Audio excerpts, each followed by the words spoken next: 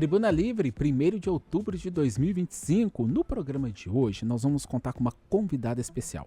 A gente recebe a jornalista Janaína Barcelos. Ela é fundadora e presidente do Instituto Holofotes, que auxilia pessoas com baixa visão a ter mais qualidade de vida. Janaína Barcelos, que também já foi Miss Minas Gerais. Janaína, bem-vinda, prazer ter você aqui no Tribuna Livre. Obrigada, Léo, obrigada, bom dia a todos. Para mim é um prazer estar aqui podendo falar um pouquinho mais sobre a baixa visão, essa condição, sobre a inclusão social, acessibilidade, enfim, a gente tem muito assunto para conversar aí. Muito. Com certeza. A Janaína que tem retinose pigmentar, né, Janaína? É uma doença degenerativa, provoca essa queda gradual da visão e desde sempre, gente, ela vem trabalhando, né, nessa questão da divulgação de informações para que as pessoas tenham realmente mais qualidade de vida, porque informação é o que precisa para a gente superar as dificuldades, né, para as pessoas com baixa visão superarem as dificuldades, que são muitas, né, Janaína? Bom dia, Adriana, é isso mesmo, eu costumo falar que informação é remédio. Muitas vezes as pessoas me perguntam assim no Instituto, mas é só informação? Vocês levam só informação, porque a gente também tem algumas parcerias com clínicas, mas a gente não tem uma ação assim mensalmente com pessoas diretamente, mas além da consultoria, claro.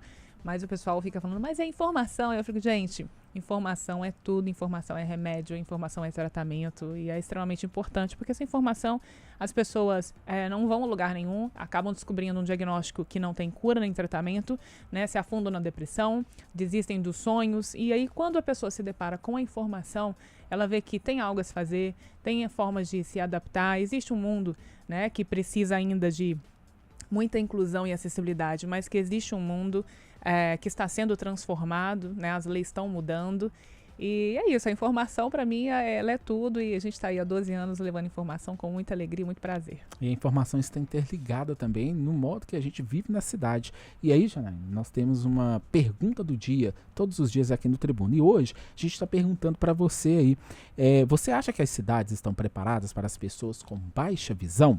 Manda aí no nosso WhatsApp, que é o 99412-2179. Já estamos com o WhatsApp aqui aberto, Adriana, esperando a participação dos nossos ouvintes. Janaína, como que foi para você? Foi aos 23 anos receber esse diagnóstico depois de muita coisa que aconteceu na sua vida, né? Como você disse agora, a falta de informação. Você foi investigando e como é que você chegou até o diagnóstico? Exatamente. Eu achava que eu era distraída, né? Batia na porta, chutava degrau. E eu trabalhava na TV nessa época e eu me lembro de participar de muitos eventos noturnos, né? E o pessoal, quando chegava em degrau, falava, gente, aperta minha mão.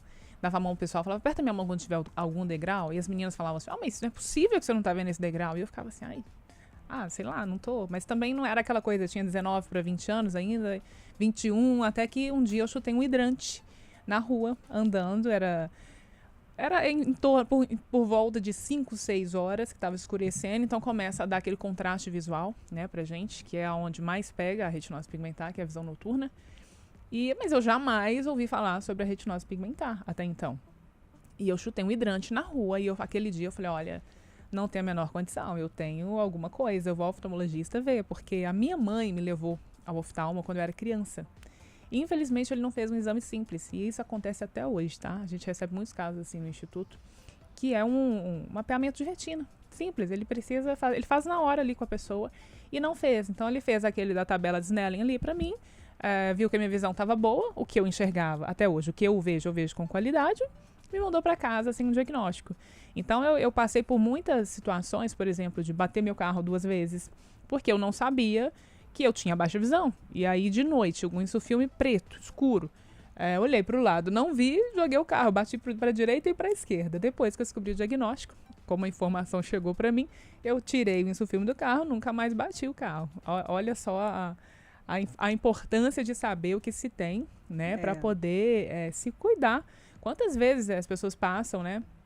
Passa na rua, por exemplo, tem um buraco, cai no buraco, quebra uma perna, machuca. A gente tem milhares de casos assim no Instituto, porque não sabia que tinha a deficiência. E você traz essa história do buraco, eu acho que vai muito de encontro à nossa pergunta de hoje, né? Sim. Você acha que as cidades estão preparadas para as pessoas com baixa visão? Eu queria saber de você. De maneira alguma. Infelizmente, eu fiz um post ontem, inclusive, de uma feira que estava acontecendo no Sul, no Rio Grande do Sul. E o pessoal estava fazendo uma feira do livro, colocaram as bancadas assim em cima do piso tátil.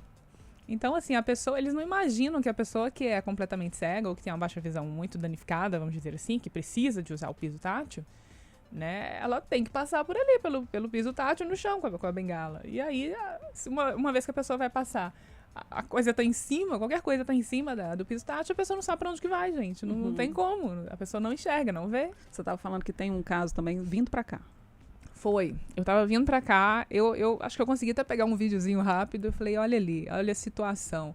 Em pleno centro da cidade, ali de Belo Horizonte, né, um movimento ali de trânsito, e um senhor tentando passar com a cadeira de roda, subir no passeio. E não tinha como, porque não tinha rampa, não tinha acessibilidade ali. Eu parei meu carro no meio da rua onde eu tava, eu parei o trânsito todinho, liguei o pisca-alerta, fui lá e fui ajudar. Aí todo mundo começa a buzinar, xingar, e aí vira aquele ciclo, né? Eu falei, eu vou ali ajudar, porque não tem. Eu vi que não tem, mas só quem tem alguma deficiência é que sabe a dificuldade que enfrenta na hora que precisa da acessibilidade. E aí entra a empatia, que Isso. você Exato. sempre frisa nos seus Entra a discursos, empatia. né? Sim, eu busco pelo direito das pessoas e... Porque, assim, eu falo que as pessoas precisam de uma voz, né? A gente precisa ser voz para quem não conhece, para quem não tem, né? Para quem não tem coragem. Tem gente que me escreve que não tem coragem de usar o cordão de girassol, né? Que é uma identificação para as pessoas com deficiência oculta. Então, assim, eu que tenho essa coragem, esse conhecimento, eu vou mesmo e eu faço a luta. Eu já mudei regras de parque do próprio Guanabara uma vez. Não sei se vocês chegaram a ver. É mesmo? Eu fui no parque, eu tava passeando com meu filho ali na Pampulha. Ele falou, mamãe, eu quero andar em 2 brinquedos ali. Eu falei, vamos passar lá então. E eu fui pedir a minha meia, né? Porque a pessoa com deficiência, a gente tem direito a 50% em ambientes de lazer, de esporte e cultura. E aí eu fui pedir minha meia, elas falaram, não, a gente dá meia para o acompanhante. Eu falei, tá, mas então você quer dar para mim ou para ele? Porque ele é criança. Ah, mas o acompanhante tem que ter 18. Eu falei, olha, a lei do estabelecimento não pode ser acima da lei. E vocês estão criando uma lei de vocês, uma regra de vocês. E não é assim. Porque se vocês não conseguem me dar meia, que é o meu direito, então me dê uma. Não tem nada a ver com o valor do ingresso. Não estava brigando por isso. E, enfim, conversei com um funcionário, 2, 3. Por fim, eu falei, vocês não vão, então, dar a minha meia. Eu estou tentando fazer de uma forma correta. Não tem como. Eu falei, perfeitamente. Eu vou fazer uma denúncia no Ministério Público e isso vai ser reconhecido. Isso vai ser reconhecido o que aconteceu aqui. O cara ainda riu na minha cara. Eu falei, ainda foi debochado comigo. Eu falei, perfeitamente. Fui lá, paguei, brinquei com meu filho, voltei. 3 dias depois, o presidente do parque me ligando. Não, eu não acredito que isso aconteceu, me perdoa, vamos fazer alguma coisa pra você. Passar um dia lá, você pode levar quem você quiser. Eu falei, eu não. Pra mim, não. Eu tenho condição de ir, graças a Deus. Eu fico pensando em quem não tem condição de ir, de quem não conhece os próprios direitos. E vocês criam uma regra de vocês que não existe. Então, a minha luta é por isso. Então, eu sugeri para eles, falei, vamos criar um dia amigo PCD, onde a gente vai levar crianças com deficiências, diferentes tipos de deficiências, que é uma coisa que eu luto muito também, que eu acho que a gente... Óbvio que eu tenho deficiência visual, eu levanto a bandeira, sim, da pessoa com deficiência visual. Mas isso não acho que tem que ser primordial e abraçar só essa causa. A acessibilidade é para todos, a inclusão é para todas as pessoas que têm deficiência. E não tem essa regra para o deficiente visual. A regra é para todos. E aí eles toparam, a gente fez um dia incrível lá no parque, a gente levou mais de 200 crianças com deficiências diferentes. A gente tem relatos de menino com 16 anos falando assim, olha, eu nunca fui ao parque. É a primeira vez que eu tô podendo estar num parque de diversões e a mãe falando, porque é difícil, como é que eu tiro ele da cadeira? Aí todo mundo na fila começa a xingar, e etc. Então, assim, é sobre isso, é a gente pegar uma situação e transformar de forma positiva, porque eu não quis de maneira alguma expor o parque, no sentido, né, pejorativo, mas eu quis que eles entendessem que a coisa deve ser feita do jeito certo para as pessoas. Há né? direitos que precisam ser respeitados, né? E aí eles mudaram a regra lá e, enfim, graças a Deus a gente tem uma parceria hoje, inclusive com o Instituto e o Parque, onde a gente faz esse tipo de ação e foi muito bom. Que bom que deu certo. É a falta de empatia, a falta de conhecimento das leis, né? E pensar que o responsável só te procurou depois que você fez isso, fez a denúncia, que é algo que não poderia acontecer. Gente, vai participando do nosso programa. Você acha que as cidades estão preparadas para as pessoas com baixa visão? É a nossa pergunta do dia. O nosso WhatsApp você já sabe, mas a gente repete aqui. 9412-2179. A gente vai e volta rapidinho, enquanto isso você vai mandando seu depoimento, a sua participação aqui no Tribuna. Voltamos já.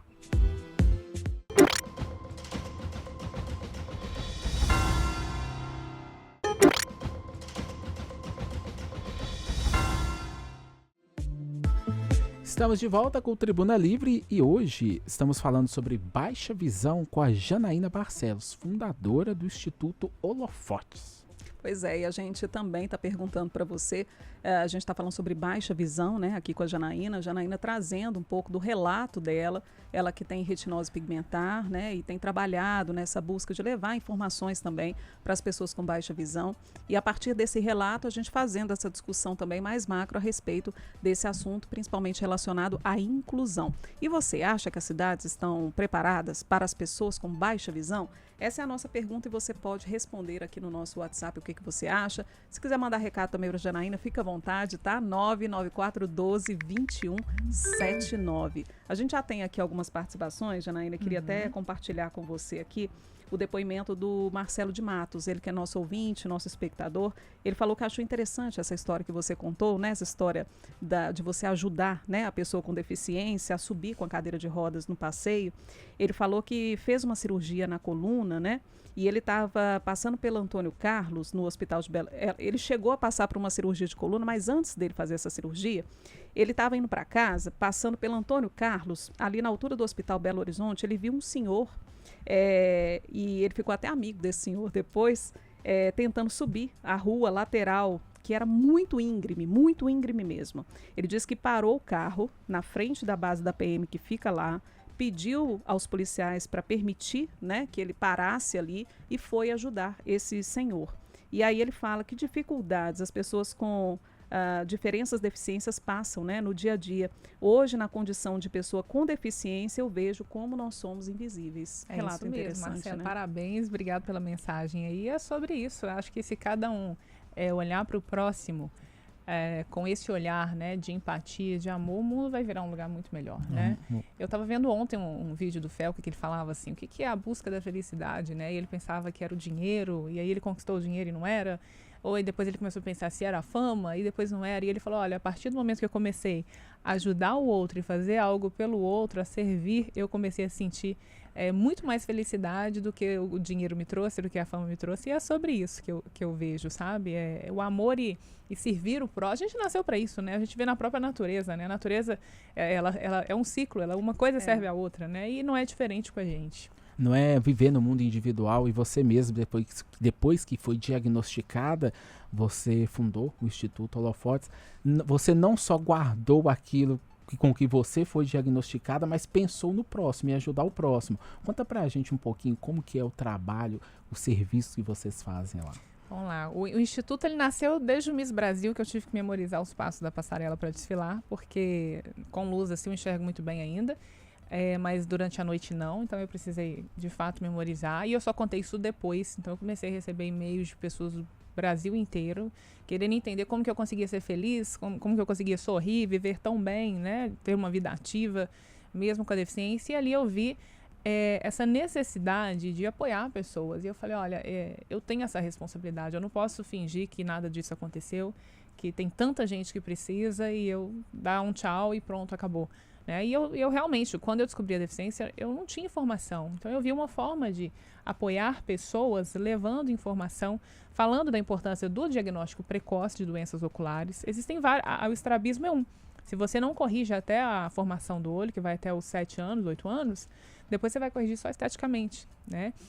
Então, a informação para as pessoas é muito importante. Então, foi para trazer esse diagnóstico precoce, informação, e hoje a gente vai abrindo, né, o leque aí. Hoje a gente defende também os direitos da pessoa com deficiência, discute, né, implementação de políticas públicas para acessibilidade, para inclusão social, né, para mudar essa realidade da pergunta aí de hoje, né, se a cidade está preparada. E, de fato, a gente vê que as leis brasileiras de inclusão, elas completaram 10 anos agora, né? Eu falo que desde que o mundo é mundo, existem pessoas com deficiência, mas elas nunca foram vistas, nunca tiveram voz. E é muito recente. E o próprio cordão, né? O cordão de girassol, os outros cordões relacionados ao TDAH, autismo, então vários outros, a doenças raras, né? Sim. Então a gente vê essas iniciativas também muito atuais, né? Exatamente. Surgindo agora. O Estatuto da Pessoa com Deficiência tem apenas 10 anos, né? Então, assim, essa luta foi reconhecida internacionalmente mesmo em 48. Em 2005 que a Lei 11.133 foi assinada no Brasil. Então, assim, os anos de 2000, vamos dizer assim, foi o ano de 2000 para frente, é que começou a realmente acontecer essa mudança no nosso país. Tem muito que ser mudado, né, ainda. Não, tem um caminho muito longo, mas é importante dizer que a internet também nos apoia muito nisso, né, no chegar a informação para a gente, distribuir a informação também. E tem mudado muito, né? Eu gosto de olhar o copo meio cheio ao invés de olhar meio vazio, né? Ainda tem muito que caminhar, mas a gente está no caminho certo. E aí, eu vou trazer um depoimento da Natália Machado. Ela diz que é arquiteta e urbanista e guia voluntária do Corre Pra Ver. Ela falou que está fazendo um mestrado na UFMG e o tema é justamente sobre pedestres com deficiência visual. E ela diz que BH não tem empatia com as pessoas com deficiência visual. E as demais deficiências também. Como profissional e como ser humano, ela diz que quer mudar isso cada dia um pouco mais. Eu quero convidar a Natália, então, para participar com a gente. A gente tem um evento, principalmente ela é arquiteta, né? A gente tem um evento já que acontece na Casa Cor há 4 anos, que chama Visão Experience, que é para a gente discutir exatamente a acessibilidade e inclusão na cidade mesmo, como mobilidade urbana, todas as formas de inclusão, a comunicacional, a digital, enfim, instrumental, todas as formas, porque realmente é necessário que pessoas que convivam com pessoas com deficiência e que sabem da realidade estejam juntas, né, estejam próximas para trazer essa experiência, essa informação e a gente caminhar juntas. Então pode chamar aí no Instagram lá que a gente conversa e a gente pode pensar alguma coisa juntas. E esse evento, ele é feito também não só com profissionais, com estudantes também, né? De arquitetura, universidades, então você abre esse leque também, né?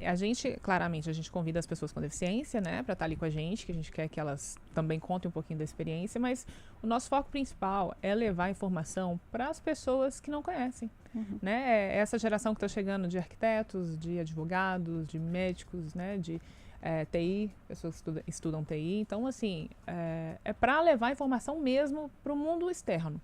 Porque o que eu sempre vi é a união das pessoas com deficiência nos grupos e tal, acho muito bom isso, mas ficava só ali, aquela reclamação, aquele assunto. Eu falava, gente, o mundo não sabe, não está escrito na testa da gente, igual o uso da bengala. Né? Se a gente não usa bengala, a pessoa olha pra gente e acha que não tem nada. Né? A pessoa, se a gente ainda tropeça nela, ela ainda pergunta, você tá cega? Não tá me vendo que não?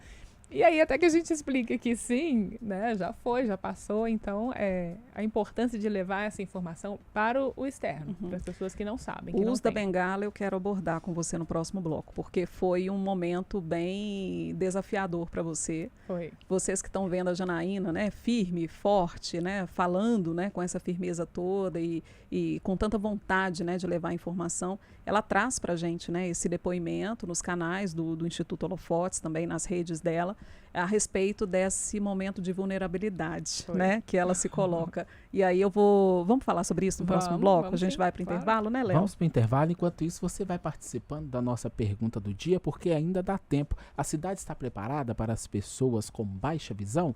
99412-2179 é o WhatsApp do Tribuna Livre, tá bom? Vai participando que a gente volta já com a sua mensagem aqui, com a sua participação.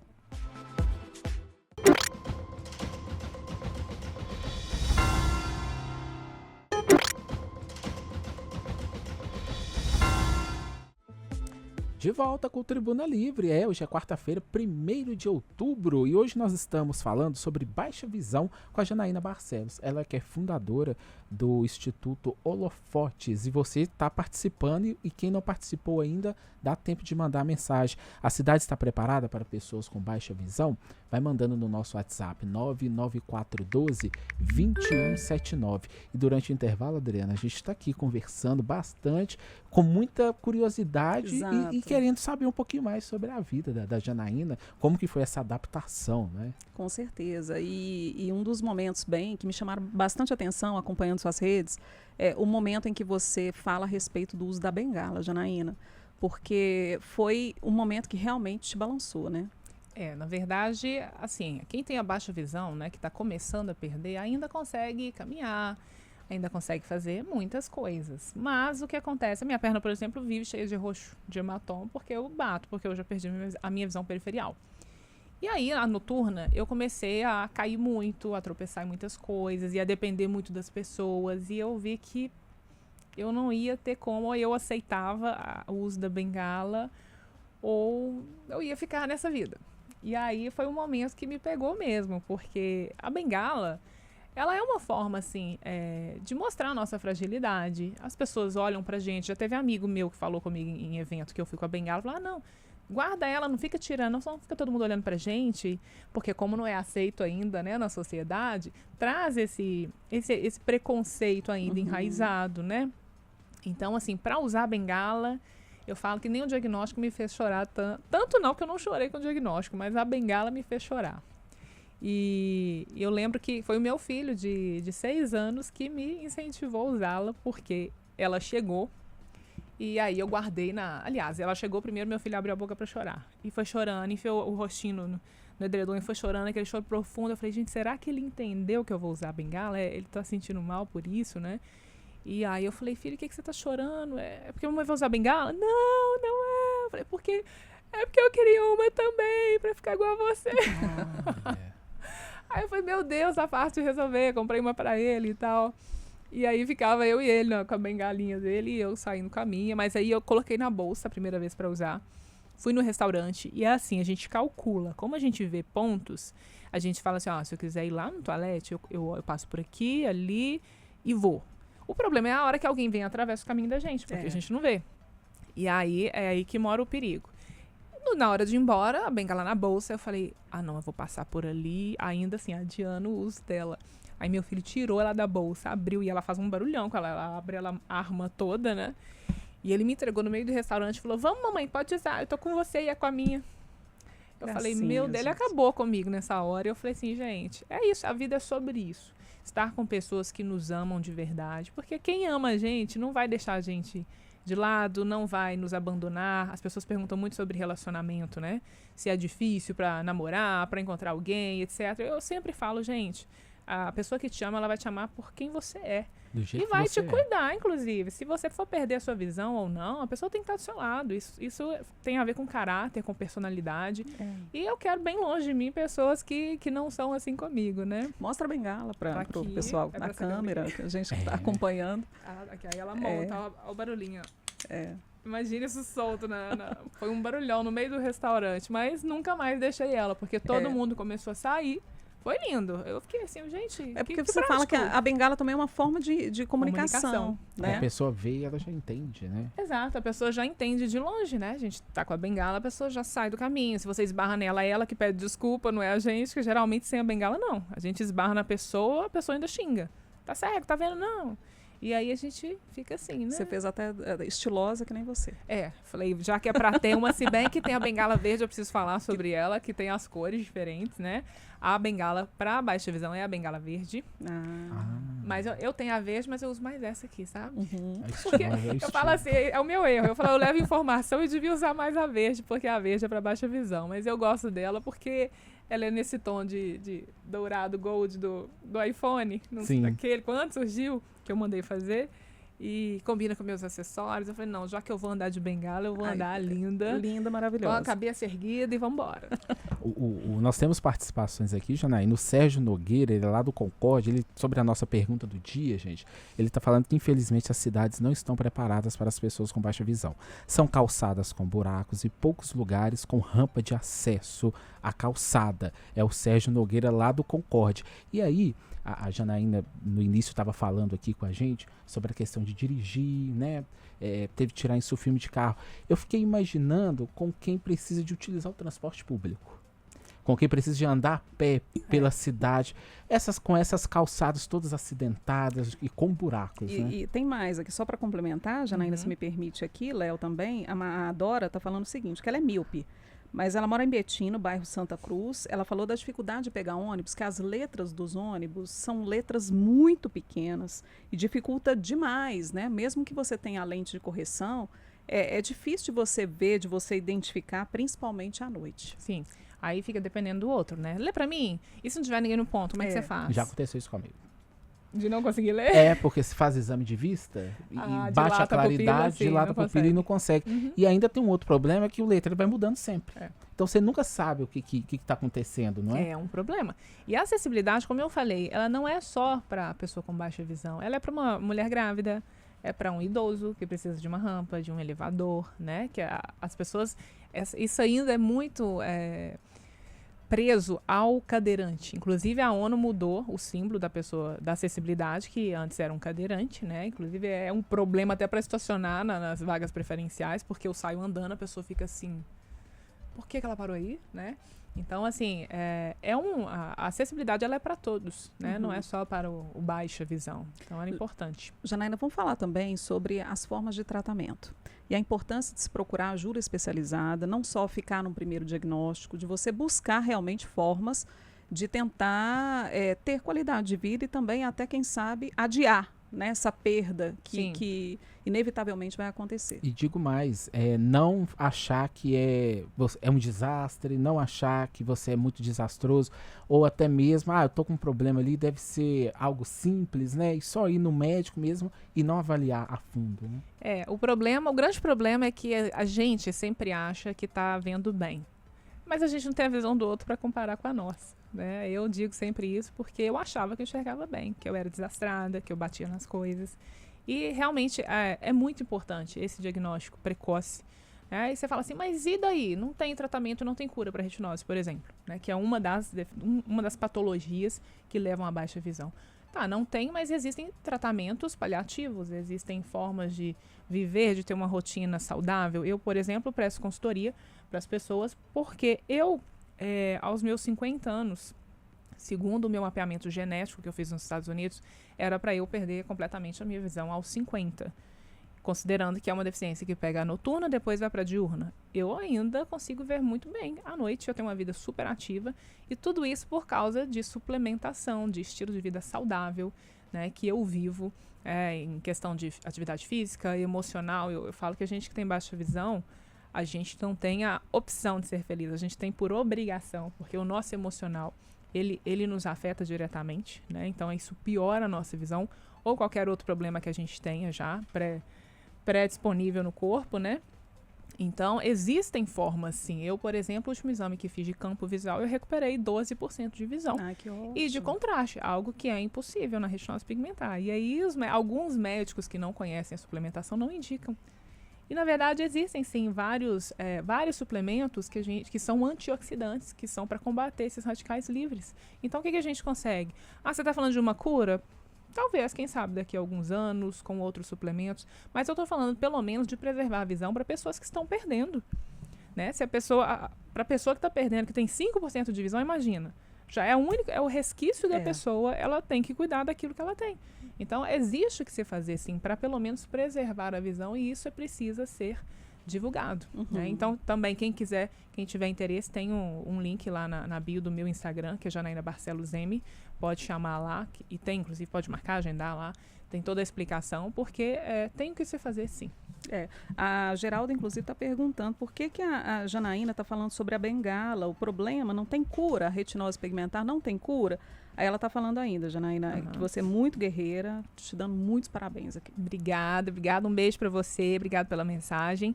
E não, a retinose pigmentar, ela não existe cura nem tratamento. Surgiu há 2 anos um tratamento para um tipo de retinose. Então, a gente está falando de milhares de genes, né, que causam a retinose, que foi o tratamento Luxturna, que é para o tipo RPE 65 apenas, e não é o 1000.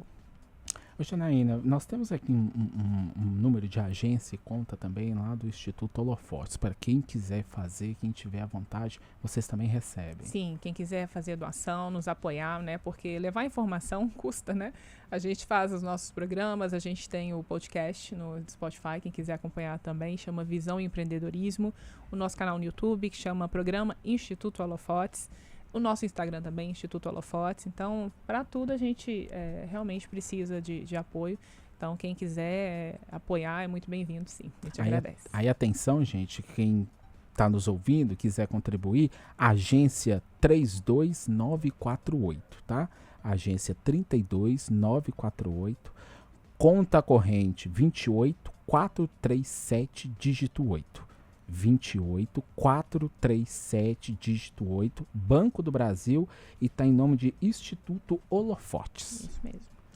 A Ziziane, antes da gente encerrar aqui, parabenizando pelo programa, muito bom, muito top, gente, o programa hoje.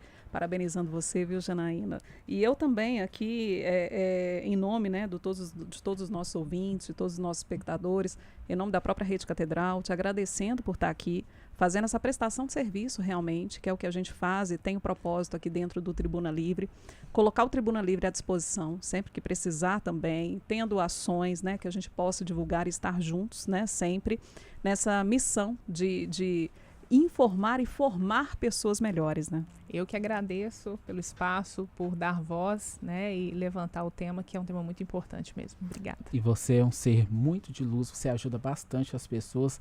Talvez você, como falamos todo o programa aqui, você não tenha, vamos dizer assim, 100% a visão biológica, né? Eu vou falar a visão biológica, a natural, mas você tem a visão da fé, a visão da alma, do coração, com essa empatia de ajudar as outras pessoas a conviver com isso, que não deve ser fácil. Parabéns. Dá tempo de falar só uma coisinha? Claro. Você falou aí do 100% da visão. Eu lembrei de um dia que a pessoa falou pra mim assim: como é que você consegue ser tão feliz, tão positiva, tendo apenas 40% da visão?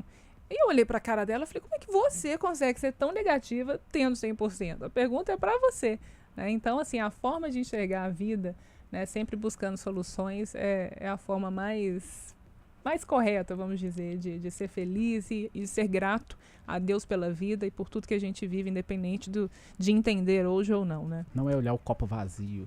É o copo meio cheio, cheio, meio exatamente. Meio vazio, meio cheio, exatamente. Me arrepiei aqui com essa frase, que com certeza a gente precisa ser mais positivo, né? A gente reclama de tanta coisinha, né? Vamos comemorar as pequenas vitórias que a gente tem no dia a dia, né? É verdade. Gente, olha, a gente não queria, mas a gente vai ter que ir embora, tá? Porque tá chegando informação com o Rede Notícia, com o André Santos, que inclusive foi colega de jornalismo, Foi meu né? colega, Colega de jornalista. jornalismo. E também com a Janaína Rejane, Xará. eles estão chegando também com o Rede Notícia, Léo. E amanhã, você já sabe, a partir de 11 horas da manhã estaremos aqui na América FM, na TV Horizonte, no YouTube também, viu? Ah, e no aplicativo Vox. Não baixou ainda não? Digita lá na sua loja de aplicativo Vox Rede Catedral. Você vai nos acompanhar ao vivo e vai ver os nossos programas postados lá, tá bom? Rede Notícia agora então com o André Santos e a Janaína Regiane. Boa tarde para vocês.